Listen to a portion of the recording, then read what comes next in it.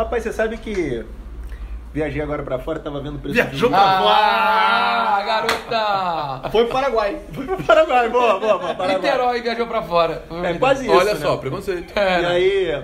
E eu trouxe um uísque, um vinho. Eu tava vendo a discrepância de preço. Não, porque eu bebo pouco, eu não sou Quintanilha, né, cara? Então, assim, na verdade, eu tava vendo a discrepância de preço e qual não seria a carga tributária do uísque. Deve ser gigantesca, cara. Peraí, Rafael. O Nasser não tá parecendo alguém, cara, com esse Tá. estrinho? Não, mas esse nozinho no caso. Vocês lembram aquela propaganda da Suquita, que o rapaz subiu o elevador com a menina do lado? Tá quente aqui, né? É o tio. Ninguém que tá assistindo sabe disso, cara. Pô. Tio, Não, mas Mas todo velho. mundo vai procurar Olha, agora a presta atenção, meu propaganda nome é do Paulo, meu tio. sobrenome é Estilo, rapaz. Tá pensando que é bagunça? Ah, você tá vivendo a adolescência aos 50, não tem condição, pô. Peter Pan. Se espelha em mim, cara. Pô, espelha Não, mas em é mim, impressionante mesmo. As pessoas vão pra fora pra comprar produtos mais baratos. Aí vem a reforma tributária aí. O povo quer saber. Vamos pagar menos tributo ou não vamos?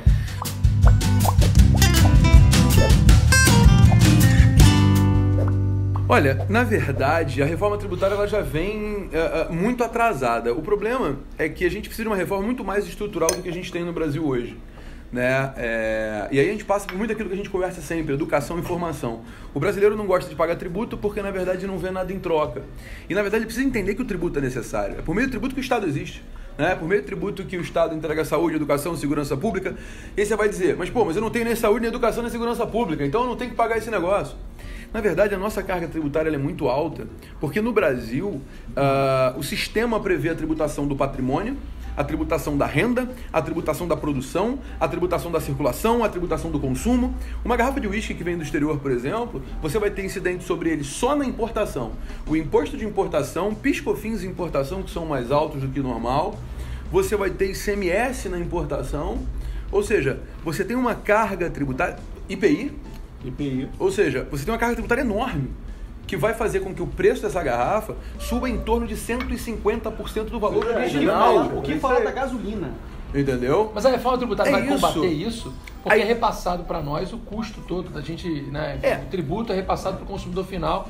A gente paga isso tudo, esse 150% a mais. Isso é um critério, uma característica regressiva do nosso sistema, na verdade, né? Porque no Brasil quem suporta a maior carga tributária são os mais pobres, né? Porque o rico de verdade não paga imposto, ele compra tudo lá fora, ele viaja atrás do exterior, porque a tributação está focada no consumo. O que deveria haver no Brasil Esse é um problema. é você simplificar o sistema, jogar essa tributação para patrimônio e renda e liberar o consumo, lucro, que o preço vai patrimônio e cair. lucro também. Exato, Eu exato. queria fazer duas perguntas rápidas.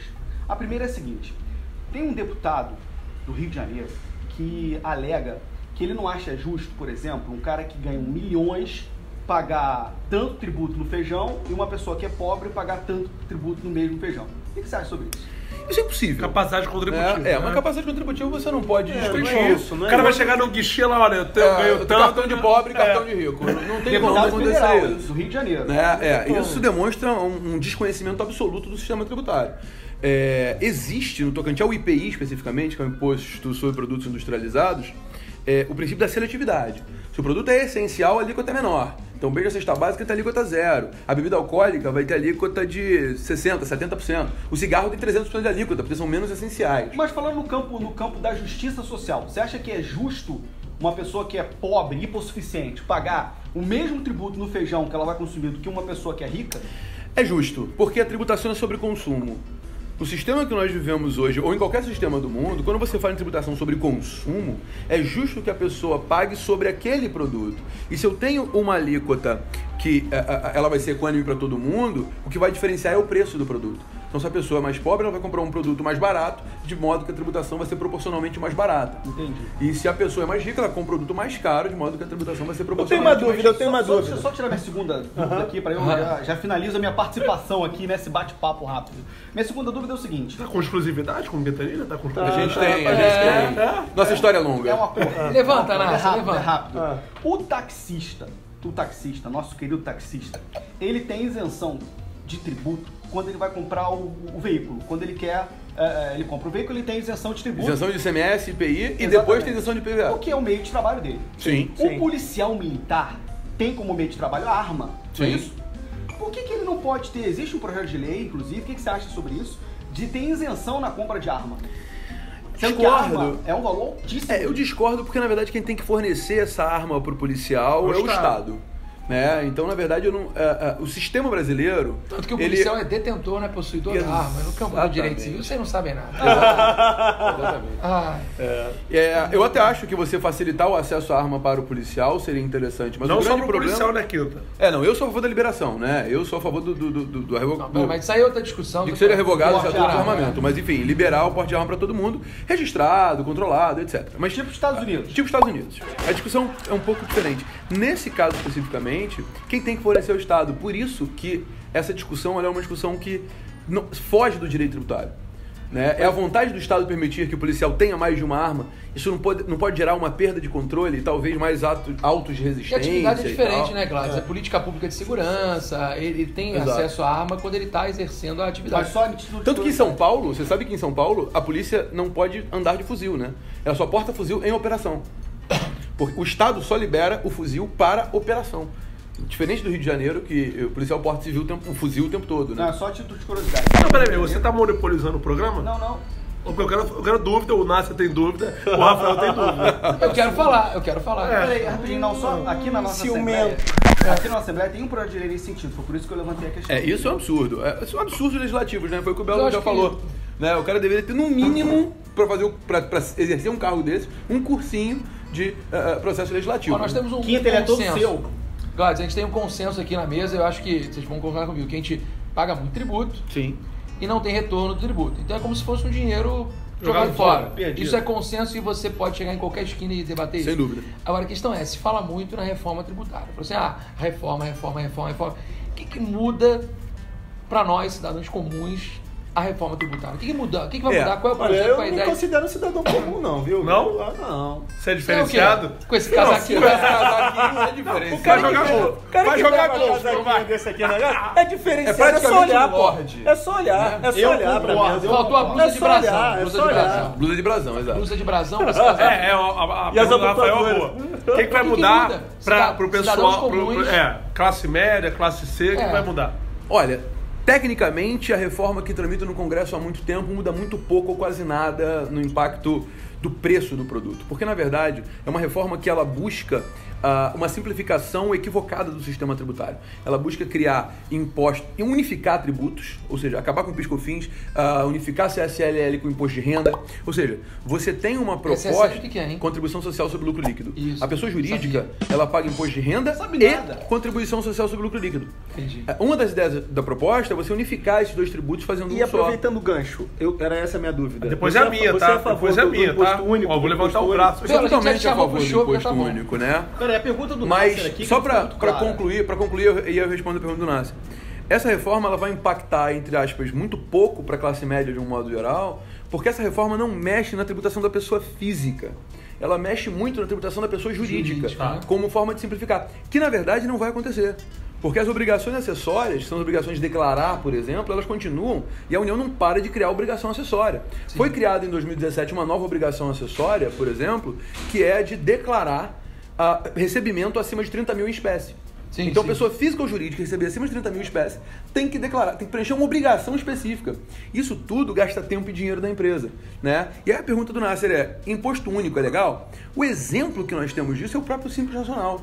O Simples Nacional, que abrange microempresa e empresa de pequeno porte, não é um imposto único, mas é uma forma única de recolher tributos. A microempresa e a empresa de pequeno porte paga uma única guia, que é o DAS. Tem uma única obrigação acessória, que é a declaração. E depois a União recebe o dinheiro e distribui. Sensacional. Pronto, acabou. Mas a ideia da reforma é essa, então, simplificar para a pessoa jurídica as obrigações acessórias. Exato, para baratear o consumo. Essa é a ideia. Porque, na verdade, em países como Estados Unidos e Inglaterra, e aí eu não estou comparando os sistemas, estou comparando a forma de tributação, isso é possível, você tem uma tributação muito concentrada em patrimônio, você tem uma tributação muito concentrada em renda. Países como a Dinamarca, por exemplo, você vai ter 50% de tributação sobre renda, né? Ou seja, o cara paga 50% de imposto de renda. Aqui a gente paga 27,5%. Só que lá, o produto é barato. Por quê? Eu não estou tributando o consumo. O consumo é barato. Você vai nos Estados Unidos comprar um produto qualquer, uma garrafa de uísque que aqui custa $500, lá você vai pagar $50. E aí você, em cima do valor, você paga o tax sale, que varia de estado para estado, que é efetivamente no consumo e não na produção. Entendi. Então você vai ter 9% a mais, 10% a mais.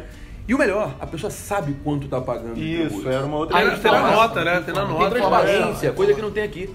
E aí o que acontece? Aqui no Brasil, por exemplo, o Estado do Rio de Janeiro aumentou o ITD para 8%. Sim. Né? O Imposto de Mas Transmissão acho que é Causa Morte e acima Doação. de algum valor de imóvel, Acima de não? 1 milhão e 200 e poucos mil reais. Então tem né? um escalonamento. Tem um né? escalonamento, é progressivo e tal. Essa é a tributação que é feita em países de primeiro mundo.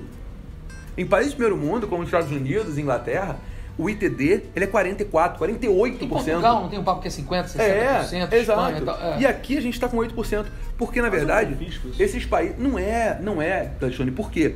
Por que não é com fisco? Porque nesse caso especificamente, o Estado optou por tirar a tributação do consumo, fazer o produto ficar mais barato e tributar a renda e o patrimônio do indivíduo. E aí eu giro a economia com o produto mais barato. Se o produto é mais barato, eu vou consertar a televisão? Não, eu vou lá e compro outra porque é muito barato. Tem um raciocínio que é o seguinte, como Entendeu? o Estado te dá saúde, te dá educação, te dá um monte de coisa, você consegue montar patrimônio, ele consegue depois, no causa-morte, por exemplo, ficar com uma parte desse patrimônio que você construiu às custas dele também, entendeu? Agora a minha dúvida. A gente vê hoje as indústrias brasileiras literalmente quebrando por causa dos produtos importados. Qual a solução para manter o brasileiro hoje que quer ter uma empresa, quer ter uma indústria e vender no país? O empresário brasileiro, ele é herói, né? Porque, na verdade, ele é mal visto de um modo geral, mas esse cara, ele tem uma tributação muito pesada sobre a atividade dele. Ele tem uma legislação, de um modo geral, consumerista, uma legislação trabalhista, que são legislações muito pesadas, apesar de todas as reformas que foram feitas no Brasil até hoje. Mas esse cara, realmente, ele não tem competitividade frente a um produto chinês. Ele não tem competitividade frente a um produto paraguaio. Por quê? Porque a tributação desses países ela é feita exatamente para gerar competitividade.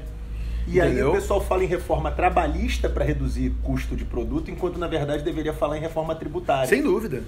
Minimizam os direitos sociais para garantir maior tipo de melhor preço na produção, quando na verdade um dos grandes vilões é a tributação. Mas hoje você vai numa loja, você não tem nenhum produto brasileiro. Não. Mas é porque o Estado precisa arrecadar. E aí a gente precisa também de um pouco do sentimento de nacionalidade.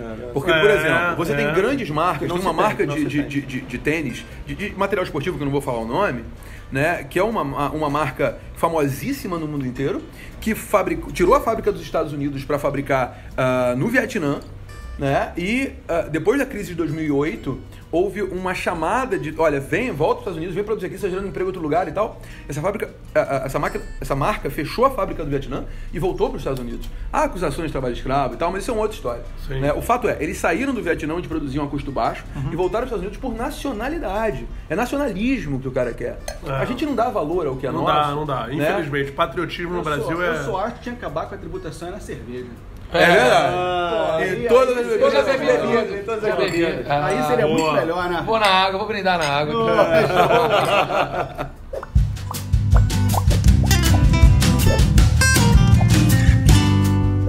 E aí, pessoal? Gostaram do Conexão? Espero vocês aí nos próximos episódios. Se inscreve no nosso canal no YouTube, compartilhe para os seus amigos, curte lá. Até o próximo. Valeu!